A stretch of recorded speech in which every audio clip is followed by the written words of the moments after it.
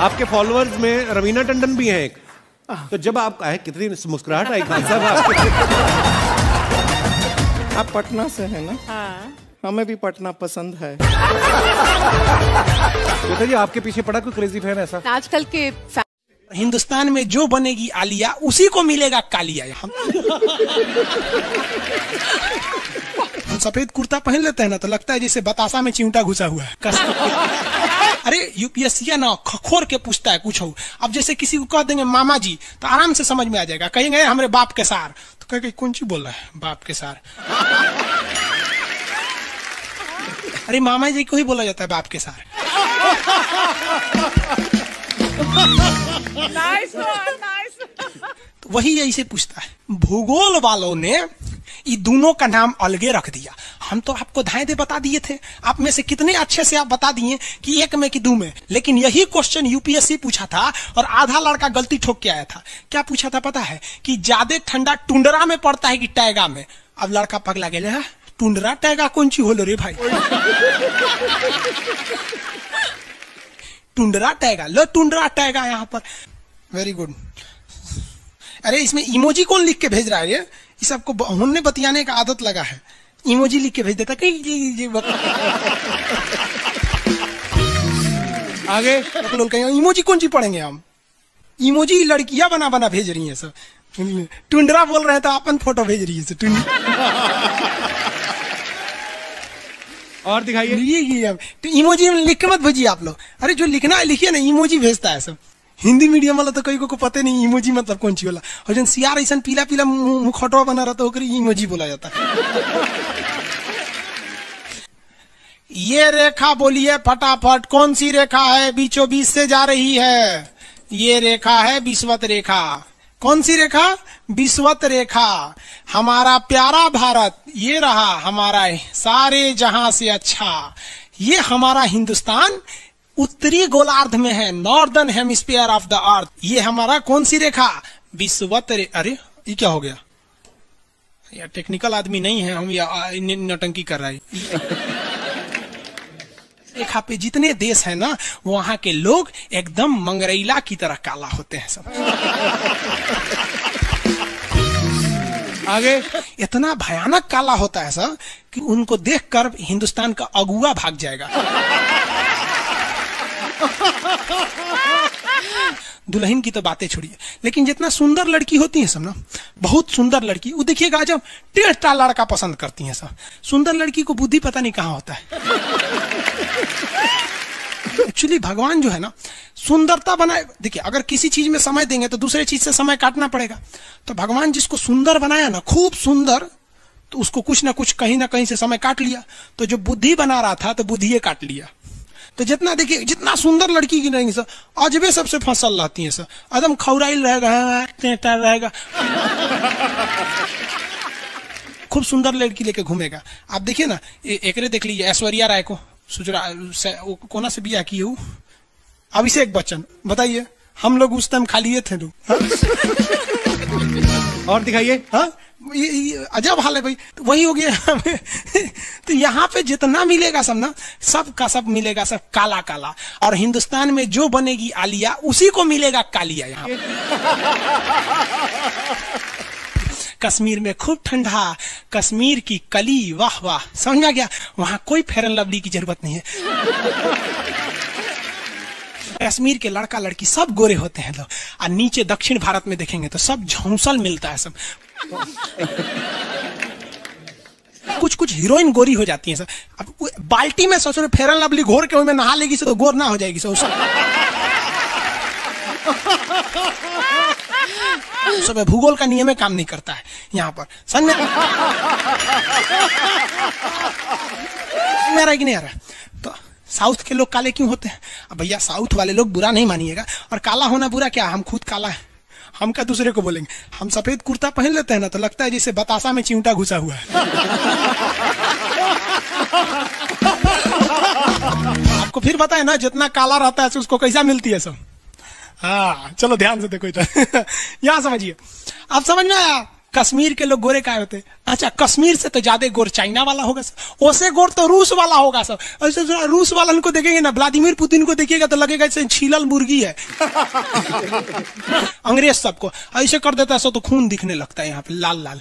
समझा कि नहीं? क्या भूगोल कितना इजी है ना? इजी नहीं है, बकलोल कहेंगे इजी नहीं लग रहा है इसको। सुतल है। आगे बढ़े तो जितने लोग विषुवत रेखा के करीब वाले हैं वो होंगे काले, बीवी में रहेगी गोरी। और जो ये कोई भूगोल का नियम नहीं है रे भाई। और दिखाइए। बस खत्म। टफेस्ट एग्जाम है इंडिया का यूपीएससी, उसकी 2.5 लाख की फीस को हम 7,500 में कर दिए। बहुत बढ़िया, बहुत बढ़िया, वेरी गुड। ऐसे हम लोग को लगता होगा 7,500 बहुत कम है। एक लड़की ने कहा कि सर शाम वाले बैच को ना मॉर्निंग में कर दीजिए। हम कहे बाबू तो इतना सबके इंडिविजुअल से तो बैच ट्रांसफर नहीं, क्या प्रॉब्लम है? उसने कहा ना शाम में हमको दूसरे के यहाँ बर्तन मांजने जाना होता है। एक लड़का बेचारा नदी से बालू निकालता था और वो बालू को भरता था, फिर नाव बालू को किनारे लेके बेचती थी और वो बालू भरता था, उससे मेरी फीस ले आया। हमारा हाथ कांप गया, हम कैसे फीस ले लेंगे यहाँ पर। उसी दिन हमने ये प्रण लिया था कि भारत का कोई भी बच्चा उसके सफलता में पैसा उसकी बाधा नहीं बनेगी, चाहे उसको जितना भी पढ़ना रहे।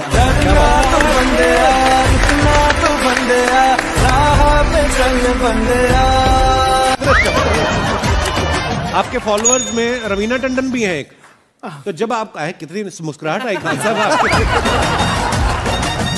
आप पटना से हैं ना? हाँ। हमें भी पटना पसंद है।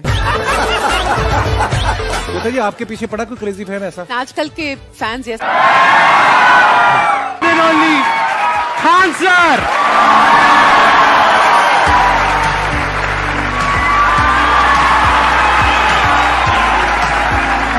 क्या हाल चाल जी, कैसे हैं आप? सीरियल तो और ससुरा चौपट रहता है। देखो सीरियल में समझे में नहीं आता। अच्छा एक चीज कभी गौर कियो, सीरियल में ना हीरोइन जो होती है सब, यानी जो उसमें वो लीडिंग कैरेक्टर में होते हैं सब, आदमी सीरियल में झुंझुन्ना रहता है। आप सीरियल को ध्यान से देखिएगा, आदमी का रोल क्या होता है। जैसे सीरियल चालू होगा, आदमी को शीशा के सामने टाई लगाते दिखाया जाएगा, उसकी पत्नी बैग लेके खड़ा रहेगी। अगला सीन में वो ऑफिस में लैपटॉप खोला है, खत्म काम उसका, सीरियल खत्म, बाकी सब महिला। अच्छा तू खाना बनाई है, नमक झोंक देगी जा।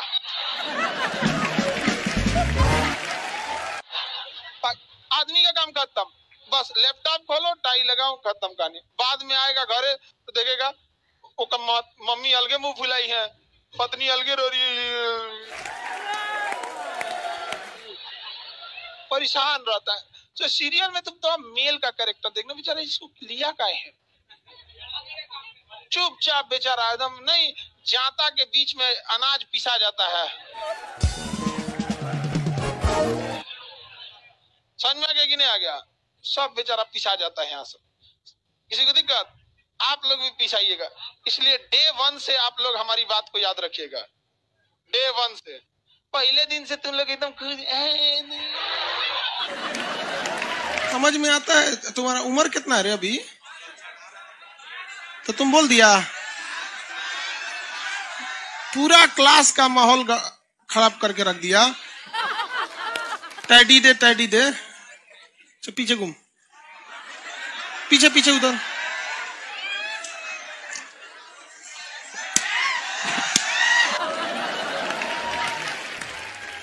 पढ़ने का उम्र है, पढ़ाई कर ले। प्यार मोहब्बत के लिए सलमान खान का उम्र भी बहुत है।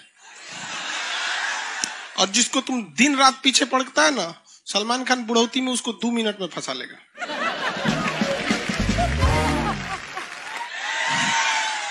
लड़की खूबसूरत हो और लड़का कामयाब हो, प्यार 2 मिनट में हो जाता है। आगे तुम हम लोग को तो ये याद रखियो भैया, हम बजरंग बली के बहुत बड़का वाला, हमरा से हमने ये सब प्यार मोहब्बत वाला बात, हमारा दिमाग जल जाता है। ये भारत की संस्कृति है बाबू। ये अंग्रेजों के यहाँ वैलेंटाइन डे होता है, जहां हर साल उनके प्यार मोहब्बत बदल जाया करते हैं, अगले साल दूसरे को वो लोग करते हैं। भारत की संस्कृति है, यहाँ एक बार जिनसे प्यार होता है 7 जन्मों का रिश्ता निभाने के लिए 7 फेरे लेते हैं वो लोग। हम अंग्रेजों के लिए नहीं है किसी ओके वहां फादर डे मनाओ कि ओकरा याद ना आता है हमारा फादर कौन है। तुम मम्मी से पूछो, मम्मी 2013 में तुम किसके साथ शादी की थी? ओहो, जॉन डिसूजा, उसके बाद विक्टर। हम बोले ना लड़का के लिए क्या होना जरूरी है, क्या मैं आप लड़की के लिए? चल लोग बोलते हैं ना प्यार मोहब्बत दिल से होता है, घंटा दिल से होता है।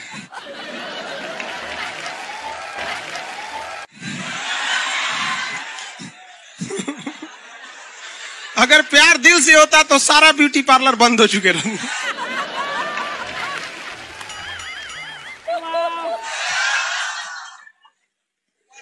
यार यार शादीशुदा लड़की नैहर से ससुराल जाती है तो मेकअप करके जाती है, उसको ही पता है वैल्यू।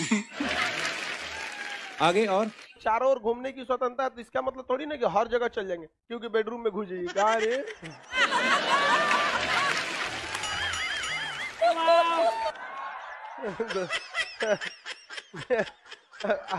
आज जाके कह दीजिए खान सर बोले थे चारों ओर घूमने की स्वतंत्रता के कचर के मारेगा आपको। अगला स्टेशन कैंट एरिया है, वसंत विहार।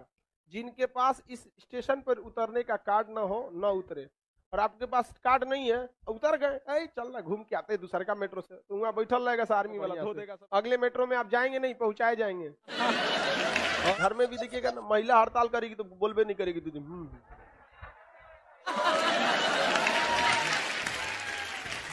सुपनेखा भी तो महिला थी नहीं थी, और हम लोग से ज्यादा चरित्रवान खुद भगवान लक्ष्मण थे। उनको नहीं पता था कि डिसिप्लिन क्या होता है, नकिया काट दिए थे। सुपनेखा का नहीं पता है। देखो लड़कियों की मेमोरी को लोग मजाक उड़ाते हैं, लड़कियों को आज भी वो बात याद है कि सुपनेखा जो प्रपोज की थी तो नाक काट लिया गया। कोई लड़की नहीं करेगी प्रपोज, उसी समय से डरी हुई है। ये डर उनके डीएनए में घुस गया है। कौन सी करती है? नहीं सर, कौन लड़की करती है प्रपोज? इस सबको समझो नहीं आता है, कहां बोलना चाहिए कहां नहीं बोलना चाहिए। नहीं सर, तेरे नाम मूवी देखे, मारता है उसको चोट कहां तक चल जाता है, अंदर तक, ले गायब हो गया। गजनी देखे, हाँ मारता है तो क्या हो जाता है, पूरा उसका ब्रेन गड़बड़ा जाता है। समझ में गया कि नहीं? तो बहुत खतरनाक, दोनों ससुरा पिटाया सब लड़की के चक्कर में। प्यार करने से पहले अंजाम देख लो, यकीन ना आए तो गजनी और तेरे नाम देख लो। एक्चुअली मैचिंग भी है। क्या जरूरत है भैया पिटाने की? इतना मेहनत से भगवान ने ब्रेन दिया, आप लोग जीवन भर मेहनत कर करके इसमें डाउनलोड करते रहते हैं, कभी फिजिक्स, बायोलॉजी, केमिस्ट्री, कोनो लड़की के चक्कर में फोड़वा के चलेंगे। क्या हो गया फिर? लाइव वाले सब समझ रहा है, हाँ ये लाइव वाला भी बहुत होशियार है, ये उधर हंसता है सब। ये कैसे हंसता है सब पता है? इमोजी बना देता है।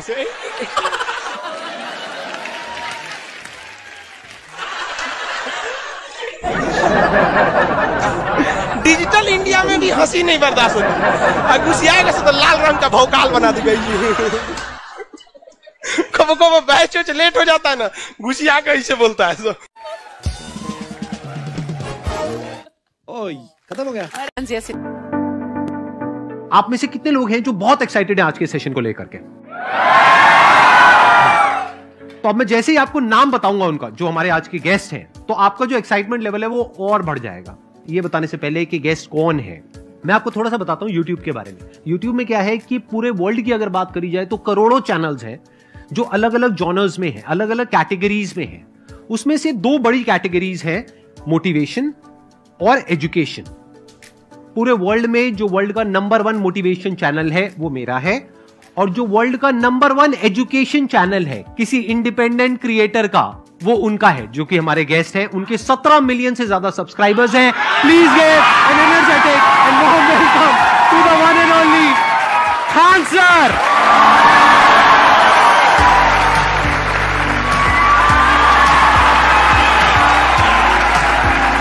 क्या हाल चाल जी, कैसे हैं आप?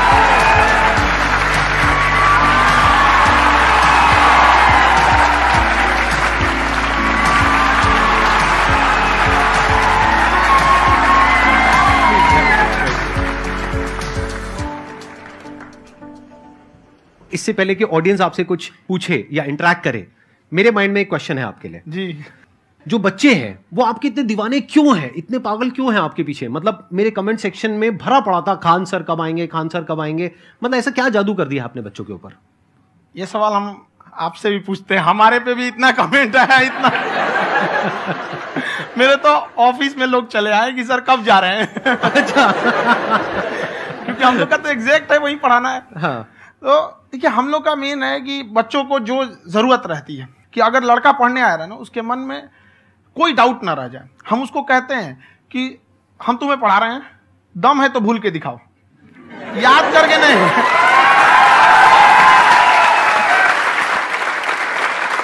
प्लस आप जिस प्राइस पॉइंट पे पढ़ा रहे हैं, आई थिंक वो सबसे कम है, वो बहुत ही कम है। सर ये जो फीस का कल्चर है, ये हमारा इंडियन कल्चर नहीं है। हमारा इंडियन कल्चर गुरु दक्षिणा है, उस हिसाब से वो सही है। ऑक्सीजन जैसे जिंदगी के लिए जरूरी है, वैसे एजुकेशन जरूरी है। कोई ये नहीं कह सकता है कि पैसे की वजह से वो खान सर के यहां से लौट गया। क्या बात है।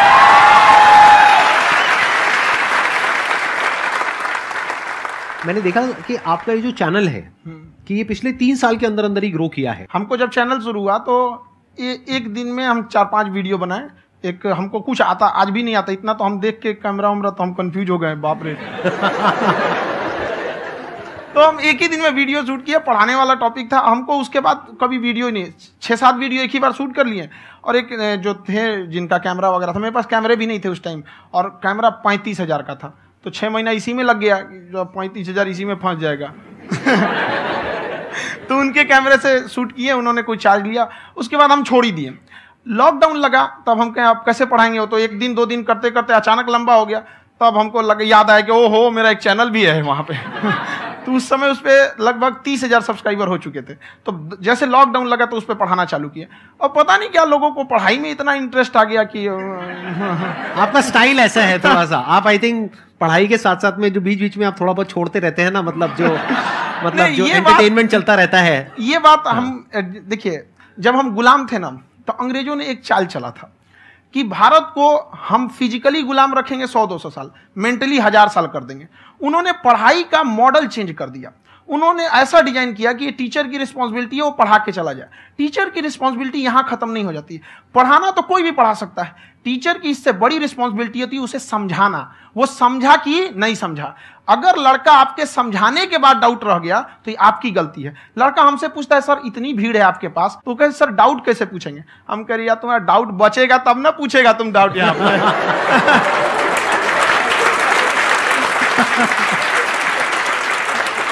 कॉन्फिडेंस नेक्स्ट लेवल है खान सर का, मानना पड़ेगा। और शायद यही वजह है इनकी जो ग्रोथ है उसका।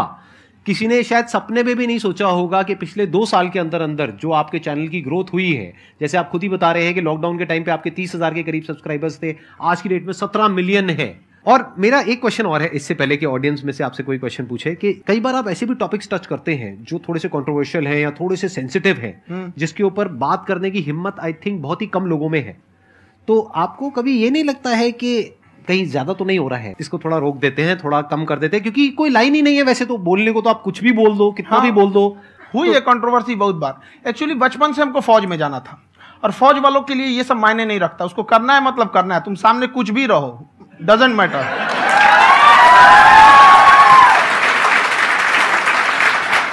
और मैंने YouTube पे देखा कुछ वीडियोस में कि आपका जो इंस्टीट्यूट है वहां पर आज से कुछ साल पहले कुछ बम गिरे थे। हाँ, कुछ गिरे थे, कुछ तो बहुत सॉलिड जगह गिरा था, फटा नहीं वो।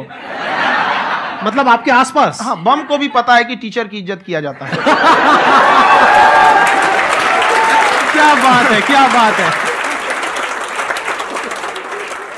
मैं समझ पा रहा हूं कि ये आपके अंदर जो एटीट्यूड है ये कहां से आ रहा है, क्योंकि आप बचपन से ही फौज में जाना चाहते थे तो आप जंग के मैदान में ही खड़े हैं एक तरीके से, बस फर्क यह है कि आपके हाथ में कलम है, हथियार ना हो करके। हथियार से एक आदमी की जान जा सकती है, हाँ। कलम से बहुत ताकत होता है। शिक्षा एक ऐसा हथियार है ना, हर कुरीतियों से लड़ सकता है, हर तरह की समस्याओं से। और ये एक ऐसा हथियार है, मेटल डिटेक्टर में भी नहीं पकड़ाता है।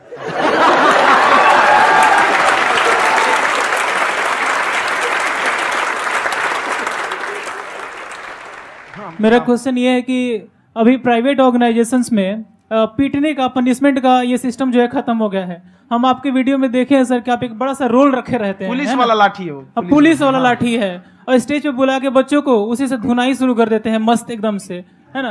तो सर मतलब कि बच्चे मतलब कि डरते नहीं है आपसे, और इस तरीके से कैसे कनेक्टेड हैं आपसे, है ना। और एक और क्वेश्चन सर, यूपीएससी का जो आप अपना बैच स्टार्ट करने वाले हैं, ठीक है, उसके बारे में बताइए सर, क्योंकि मुझे मतलब उस चीज को करना है सर, ठीक है। और संदीप सर को देख लिए, मेरा तो वैसे ही हो जाना है।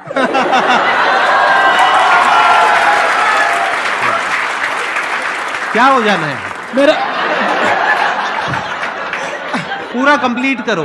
I'll be an IAS officer next year because I have seen you, sir. My day is like complete, sir. All the best. Thank you so much, sir. Thank you. पूरा बोला करो। Thank you. देखिए, लड़कों को जहां तक पीटने की बात है, जब पढ़ाने की बात आएगी तो उसको हम पूरे बेहतरीन ढंग से पढ़ाएंगे। लेकिन जब सजा देने की बात आएगी ना, तो वो भी बेहतरीन ढंग से होगा। ऐसा थोड़ी होगा कि बस एक ही चीज बेहतरीन ढंग से होगा। और डर का होना बहुत जरूरी है। ये डर भी अपने आप में एक मोटिवेशन है, क्योंकि जब आपके अंदर एक थोड़ा सा डर रहे ना, तो डर के भागिए मत। एक ऐसा डर जिसको आप लगे कि नहीं नहीं थोड़ा सा और करने की जरूरत है, फिर तो ये हम इसको क्रॉस कर जाएंगे आप। तो लड़कों के अंदर ये डर बनाना भी जरूरी रहता है।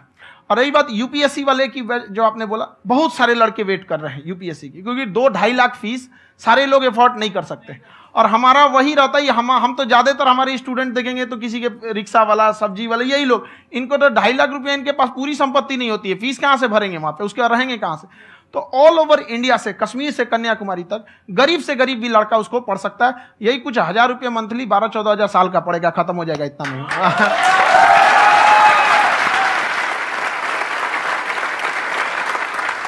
ये जो डंडे वाली बात इन्होंने कही, ये सच है? मतलब आप सच में एक डंडा रखते हो? पुलिस का ही है वो। और मारते हो? हाँ। कि मतलब अगर कोई लड़की छेड़ता है या ऐसा कोई भी उल्टा पुल्टा काम पढ़ाई करता लिखाई है, कुछ भी गलती करेंगे तो पिटाएंगे वो। यहाँ पे कैमरे पे ऑन कैमरा जैसा भी रहे, कुछ भी पिटाना तो उनको फिक्स है। एक तो कोई मतलब विधायक जी थे, उनके लड़का को पीट दिए, तो चला दल बल लेके अपना वहां पे। उसने घर पे नहीं बताया था कि सर ने पीटा है, बस बोल दिया कोचिंग में पीटा है।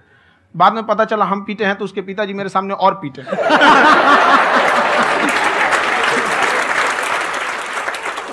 सर आपका सबसे बड़ा डर क्या है आप दोनों का? फौजी को डरे नहीं लगता है।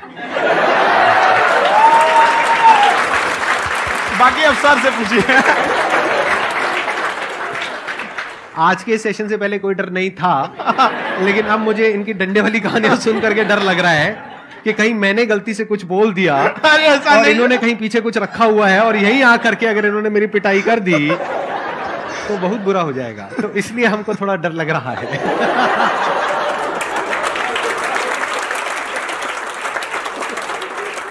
आपकी डेली कितने घंटे क्लासेस होती है? 6-7 घंटे। अभी भी खुद ही करते हो आप? हाँ, हमारे स्टाफ परेशान रहते हैं।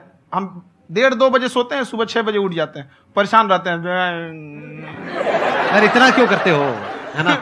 कभी तो उनको भी साथ साथ लगना पड़ता है ना? उनको साथ साथ लगना पड़ता है। हम जग गए तो कोई सोया थोड़ी रहेगा, परेशान रहते। दिन में सोते ही नहीं है, बेचारा कहीं कहीं जाके सोते रहता है। तो हम सीट बांध दिए कि भाई तुम इस समय सो जाना, तुम इधर सो जाना। आपकी शादी हो गई है? नहीं हुई है अभी? मेरी खुशहाली देख के आप आइडिया लगा सकते हैं।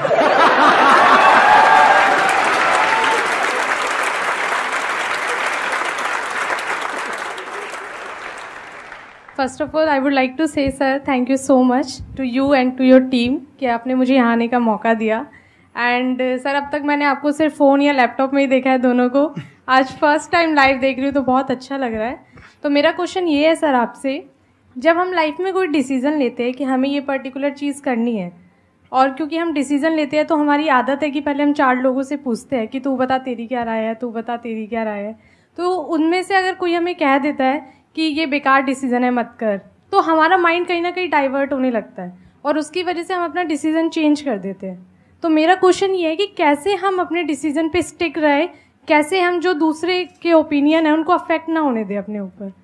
दूसरे से सलाह लेने से पहले एक बार खुद उस पर रिसर्च कर लेना चाहिए, ताकि आप सामने वाला क्या सलाह दे रहा है आपको समझ में आना चाहिए। यहाँ पर ऐसा नहीं है कि कई बार ऐसे होते हैं कि दूसरे वाले को एक्सपीरियंस होता है, तो अगर आपको पहले से आइडिया है, उसके बारे में आप बेहतरीन ढंग से रिसर्च किए हैं कि क्या इसमें प्लस पॉइंट है क्या निगेटिव है, उसके बाद आप किसी से सलाह लेने जाइए। ये नहीं कि मन में आया सीधा बताओ, गड़बड़ा जाएगा। तो वहाँ पे पहले आपको R&D करना पड़ता है, समझ में आया कि नहीं। और जिंदगी हो या गाड़ी, जीतेगा वही जो टाइम पे गियर चेंज कर रहा है।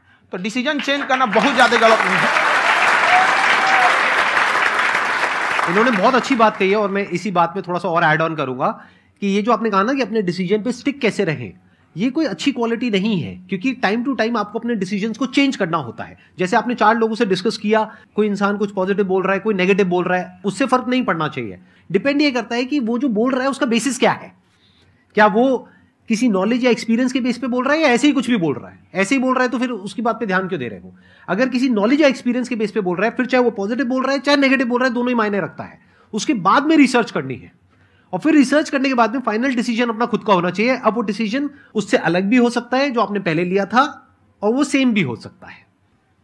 सर मेरा क्वेश्चन दोनों से है आपसे, how to deal procrastination and laziness. हमारा ब्रेन है ना, ये बहुत आलसी टाइप का, इसको आराम खोजना पसंद है। अब थोड़ा सा भी अब इसको आराम की ओर लेके चले गए ना तो फिर उधर ही रहेगा। आप सोचेंगे 10 मिनट आराम कर लेते हैं ना, तो 10 मिनट 2 घंटा बना देगा। उसको टॉर्चर कीजिए, चल 10 मिनट बाद में।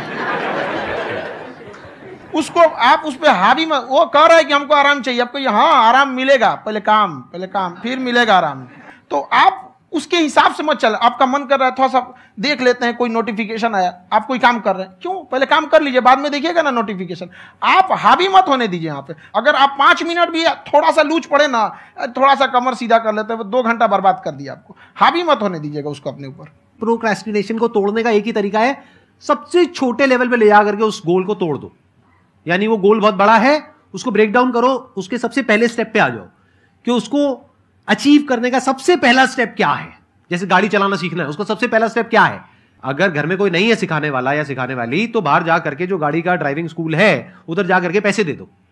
अब फंस गए ना तो फंसा दो अपने आप को। दिमाग ये लगाओ कि अपने आप को कैसे फंसाया जाए। जब हम फंस जाते हैं ना तो फिर हमको वो काम करना ही पड़ता है। Then there is no looking back. जब तक आप सोच रहे हो तब तक सोच रहे हो, उसको बोलते हैं पैरालिसिस ऑफ एनालिसिस, कि आप सोचते चले जा रहे हो अपने माइंड में, मैं ये करूंगा वो करूंगा वो करूंगा वो करूंगा, और प्रोक्रेस्टिनेट हो रहा है, वो चीज टलती चली जा रही है। तो उसको छोटे से छोटे लेवल पे ब्रेक डाउन करके उसको कर दो, दैट इज नंबर 1। और जैसे ही करना शुरू करते हो, कोशिश करो कि उसको जब तक कि आप सही से नहीं कर लेते हो उसको छोड़ना नहीं है, तो आपकी लेजीनेस भी खत्म हो जाएगी। कई लोगों को तो हमने देखा जो सप्ताह में कुछ भी नहीं करता, वो भी संडे को आराम कर रहा है।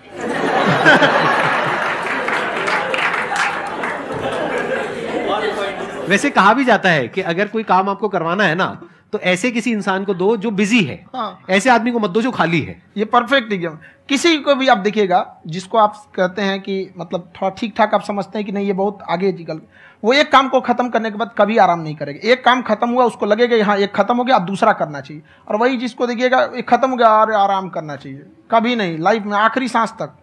हाँ। सर यहाँ पे सब हिंदी में पूछते हैं, इंग्लिश में पूछते हैं, मैं भोजपुरी में पूछूं? जौन भाषा ठीक लगे तोने में पूछ दो। हाँ सर। सर ये पूछे के चाहते नहीं कि जैसे हमने के पढ़ाई करे निशान, तो कभी कभी डेली टारगेट्स जो होला वो कंप्लीट ना होला। अगर टारगेट्स कंप्लीट भी होला तो फिर ऐसा इरिटेशन या फिर वो एंजाइटी या फिर कि और करना है या फिर अभी नहीं हुआ, वो चीज हमेशा रहेला, तो वो कम कैसे करल जाए? देखिए टारगेट्स को ना हम लोग को एक अपने हिसाब से पहले फिट करना चाहिए। ऐसा नहीं कि दूसरे किसी इंसान को देख के हम टारगेट फिट कर ले। कोई लड़का 8 घंटा पढ़ रहा है, कोई पहली बार अभी पढ़ना ही चालू किया, उसको देख के 8 घंटा पढ़ेगा तो पढ़ाई छोड़ देगा। तो आप अपनी क्षमता के हिसाब से देखिए कि आप कितना पढ़ सकते हैं। अगर आपने एक घंटे को बना लिया कि हम 1 घंटा पढ़ सकते हैं, अगले 1 हफ्ते तक उसको सस्टेन रखिए। जिम में कैसे करते हैं लोग, पहले दिन उठा लीजिएगा 1 क्विंटल तो हार्ट अटैक हो जाएगा। तो वो धीरे धीरे टारगेट सेट कीजिए और अपनी क्षमता को भी देखिए। हर इंसान की क्षमता अलग है। कंगारू को देख के हाथी छलांग मारेगा, पैर तोड़ के बैठ जाएगा।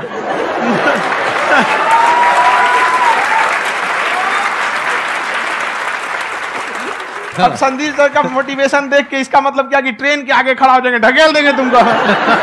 हालांकि ऐसा कर देते हैं, लेकिन ऐसा करिएगा लोग नहीं, क्षमता पता होना चाहिए। आपके अंदर एंजाइटी हो रही है कि मैंने कर तो लिया है, आप ये नहीं कह रहे कि मैंने कुछ भी नहीं किया है फिर मेरे को एंजाइटी हो रही है, आप ये कह रहे हो मैंने काफी कुछ कर लिया है फिर भी एंजाइटी हो रही है कि कहीं कुछ छूट तो नहीं गया है। तो बेसिकली आपको ये देखना है कि अगर आपके अंदर ये एंजाइटी हो रही है, that means you are a very good student, आप एक अच्छे स्टूडेंट हो। क्यों? क्योंकि बहुत सारे स्टूडेंट्स तो ऐसे हैं उनको पढ़ने के नाम से एंजाइटी होती है। तो आपको एंजाइटी हो रही है कि मैंने पढ़ लिया, दिन में मानो 8 घंटे का आपने टारगेट सेट किया और 6 घंटे पढ़ लिया, या मान लो 8 घंटे भी पढ़ लिया, फिर भी एंजाइटी हो रही है कि मैंने 10 घंटे नहीं पढ़ा। तो ये तो अच्छी क्वालिटी है ना, ये तो एक ब्रिलियंट स्टूडेंट की क्वालिटी है, क्योंकि एंजाइटी उसी को होती है जो केयर करता है, जिसको परवाह है, उसी की तो एंजाइटी होती है। जैसे माँ को अपने बच्चे की, जैसे एक माँ को अपने बच्चे को लेकर के एंजाइटी होती है। हंस लो मजाक उड़ा लो कोई बात नहीं, एडिट कर देंगे इसको हम। हाँ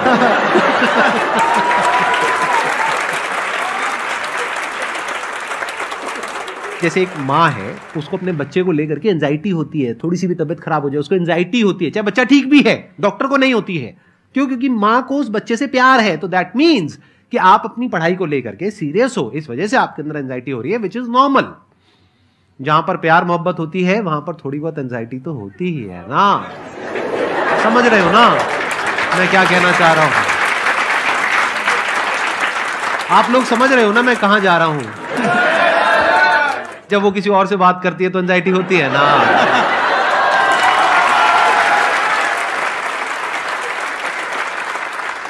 सर आपकी स्टोरी हमने सुनी थी, तो एक टाइम आया था जब आप गंगा किनारे जाके बैठ गए थे, उस समय आपको कुछ समझ नहीं आ रहा था। तो उस समय मतलब आपने ये डिसीजन कैसे लिया कि अब आगे नहीं, यहाँ से वापस जाना है? रास्ता ही नहीं था। घर जाने के लिए एटलीस्ट 90 रुपए चाहिए थे, जेब में 40 रुपए थे, कैसे घर जाते हैं?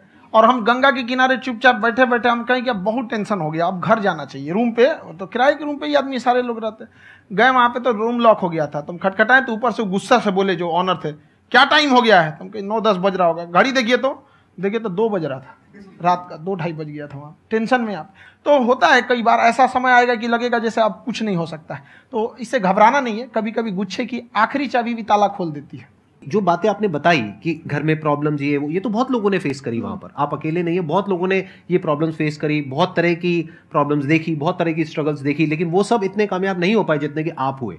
तो आपके अंदर ऐसा कुछ ना कुछ है जो औरों के अंदर नहीं है, तो वो मैं जानना चाह रहा हूं कि वो ऐसा क्या था जहां से कि आपका दिमाग यहां तक सोच पा रहा है कि मैं पूरे इंडिया में इतने बड़े लेवल का चेंज लेकर के आ सकता हूं, एजुकेशन फील्ड में रेवोल्यूशन लेकर के आ सकता हूं। ये सोचना ही बहुत लोगों के बस का नहीं है। मेरी एक खुद की थिंकिंग, अगर हमको कोई 100 रुपए किसी काम के लिए दिया, हम सबसे यही कहते हैं, तो हम कोशिश करते हैं उसे 200 का रिटर्न दे। अगर कोई हमसे 200 रुपया फीस दे रहा है, 250 दे रहा है, तो हम उसको ये कोशिश करते हैं कि तुम्हें ऐसा लगे कि नहीं भैया हमने 10-20 हजार का पढ़ लिया यहाँ पर। वो ईमानदारी से कभी कमी नहीं। और हमेशा अगर हम प्रॉमिस X का करते हैं तो डिलीवर 4X करना चाहते हैं। ध्यान से सुनना और ध्यान से समझना इस फर्क को, अगर आप समझ पाए तो बहुत आगे जाओगे लाइफ में। एक वो होते हैं जो ये सोचते हैं कि हमें सब कुछ मिल जाए, हमें कुछ भी करना ना पड़े। दूसरी कैटेगरी होती है लोगों की जिनको जितना मिलता है उसमें भी चोरी चकारी करते हैं या कोशिश करते हैं कि उससे कम दे सामने वाले को जितना कि हमें मिल रहा है।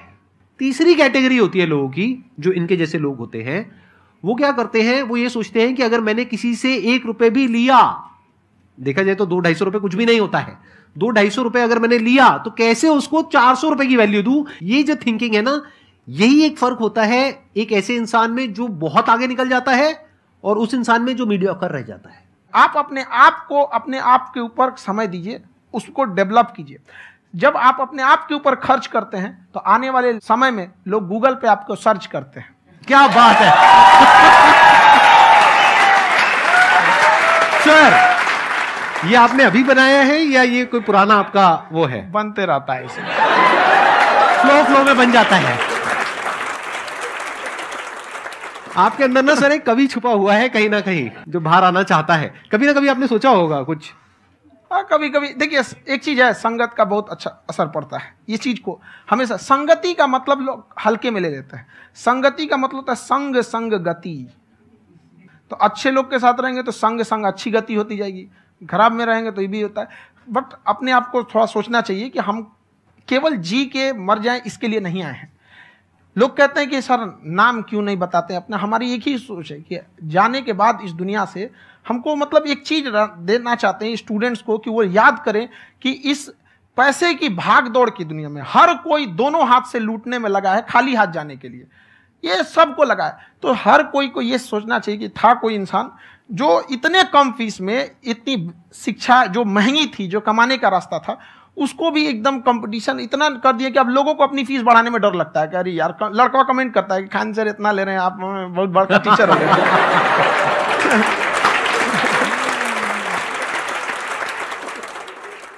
खान सर की एक क्लिप है, ये समय और समझदारी में बहुत फर्क होता है।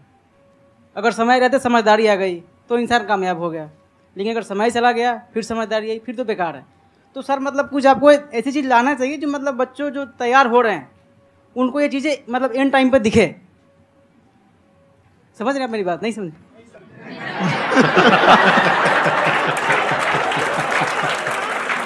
यही होता है सर का मोटिवेशन ज्यादा हो जाता है। जब आप स्ट्रगलिंग फेज में हैं तो कम से कम चीजों को अपने ऊपर खर्च कीजिए, ज्यादा से ज्यादा सीखने में खर्च कीजिए। अगर आपको राजा बनने का शौक है तो गुलाम की तरह मेहनत करना सीखिए, तब राजा बनेंगे।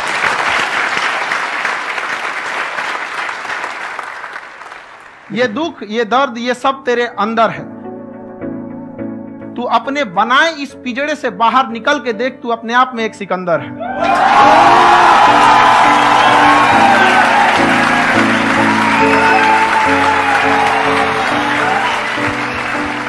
Thank you so much sir for coming. बहुत मजा आया मेरे को आपके साथ में इंटरेक्ट करके। आई एम श्योर आप लोगों को भी बहुत मजा आया होगा।